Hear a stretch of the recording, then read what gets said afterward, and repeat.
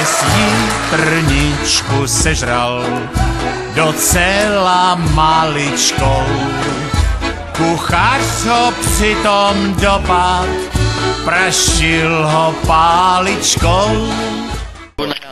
Pes jitrničku sežral úplně maličkou, viděl ho přitom kuchař, praštil ho pokličkou.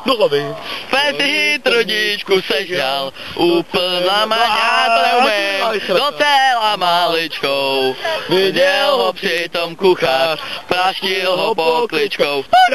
Jitrničku sežral docela maličkou, viděl ho přitom kuchař, praštil ho pokličkou. Do prdele. A pes jitrničku sežral a bylo mu z toho špatně. Je to kripl, rozkopal bych ho na sračku.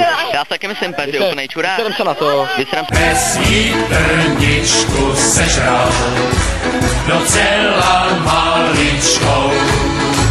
Kuchař ho přitom dopad, praštil ho paličkou.